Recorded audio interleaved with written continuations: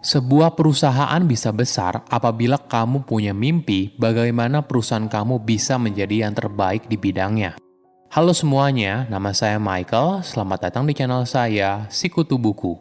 Kali ini saya akan bahas kisah inspiratif dari Starbucks. Dari yang awalnya toko penjual biji kopi, namun perubahan model bisnisnya menjadi gerai kopi yang mengubah segalanya. Di tangan Howard Schultz yang merupakan CEO Starbucks pada masa itu, dia memimpikan Starbucks sebagai tempat ketiga, antara rumah dan kantor, sebagai tempat kita bisa menikmati secangkir kopi, bersantai, dan menikmati suasana. Sebelum kita mulai, buat kalian yang mau support channel ini agar terus berkarya, caranya gampang banget. Kalian cukup klik subscribe dan nyalakan loncengnya. Dukungan kalian membantu banget supaya kita bisa rutin posting dan bersama-sama belajar di channel ini. Starbucks pertama kali didirikan pada tahun 1971. Awalnya, Starbucks didirikan karena terinspirasi dari sebuah toko roasting kopi lokal yang terkenal pada masa itu. Mereka ingin meniru model bisnisnya dengan menjual biji kopi yang berkualitas dan mesin kopi. Pada awal tahun 1980-an, Starbucks baru membuka 4 gerai dan menjadi pilihan banyak konsumen berkat kualitas kopinya yang luar biasa. Namun jika kamu melihat Starbucks pada masa itu, mungkin tidak akan pernah terbayang kalau Starbucks yang dulu bisa seperti Starbucks yang kita kenal sekarang. Boleh dibilang, Starbucks saat itu berada di bisnis kopi, tapi mungkin di sisi yang salah.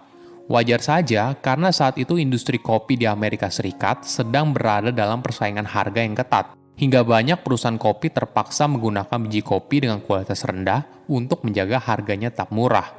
Dampaknya, konsumen Amerika menjadi tidak tertarik dengan kualitas kopi yang disajikan pada kedai kopi. Jika bicara kesuksesan Starbucks, mungkin kita juga perlu bercerita soal Howard D. Schultz, CEO yang mampu mengubah Starbucks menjadi perusahaan kopi dan jaringan kedai kopi terbesar di dunia.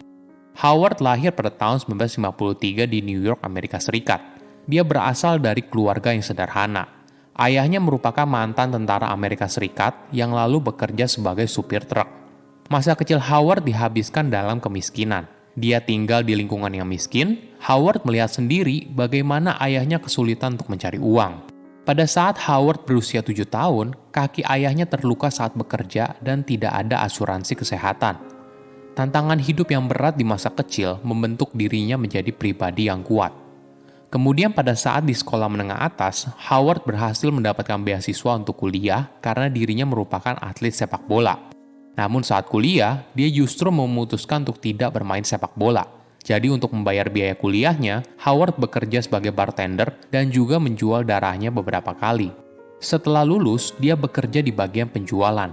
Hingga suatu hari, perusahaannya menjual mesin kopi kepada Starbucks. Howard mulai memperhatikan Starbucks saat mereka membeli mesin kopi dalam jumlah yang banyak. Inilah yang membuat dia penasaran soal bisnis yang dimiliki oleh Starbucks. Howard pun sampai harus terbang ke Seattle untuk bertemu langsung dengan pemilik Starbucks pada masa itu, Gerald Baldwin dan Gordon Bowker. Setelah bertahun-tahun membujuk agar bisa bergabung, pemilik Starbucks akhirnya merekrut Howard sebagai direktur operasional dan pemasaran. Saat itu, baru ada 3 kedai kopi yang dimiliki oleh Starbucks.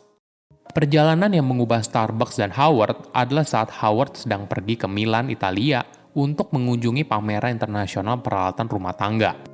Ketika berkeliling kota, dia tidak sengaja datang ke sebuah kedai kopi yang mengesankan.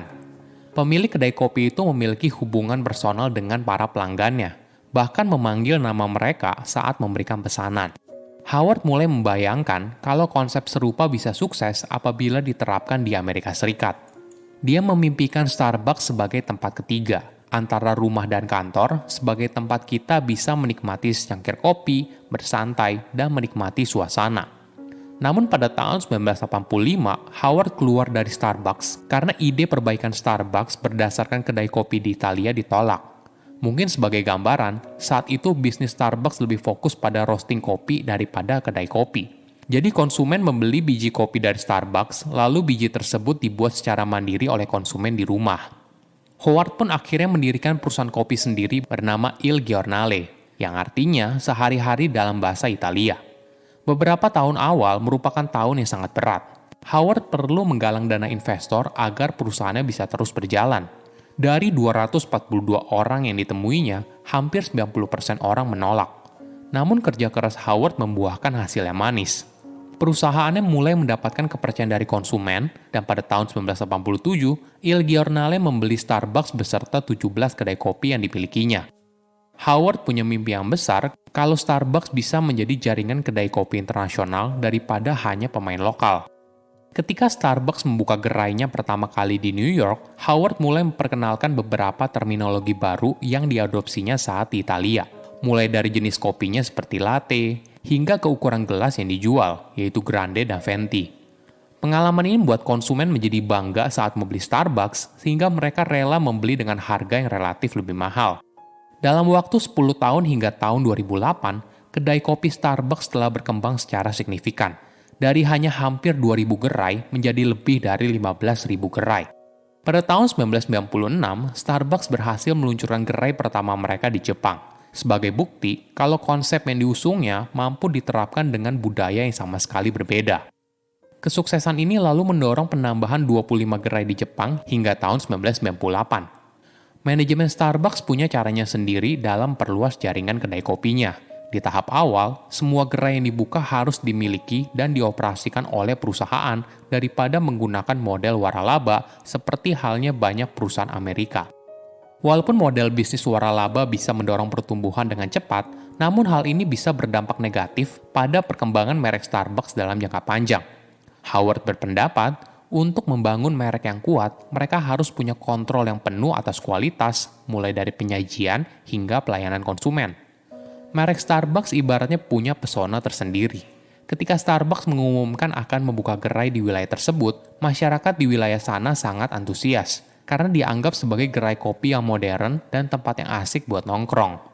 Saya rasa hal yang sama juga masih dirasakan sekarang ketika ada gerai baru Starbucks, khususnya apabila di daerah yang awalnya tidak ada Starbucks.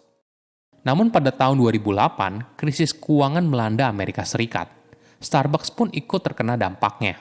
Howard yang awalnya dipromosikan sebagai komisaris pada tahun 2000, memutuskan untuk kembali menjadi CEO saat kondisi Starbucks sedang genting. Harga saham Starbucks sudah turun 75% selama periode 2 tahun yang lalu, dan pengalaman minum kopi yang awalnya diciptakan oleh Howard sudah mulai memudar.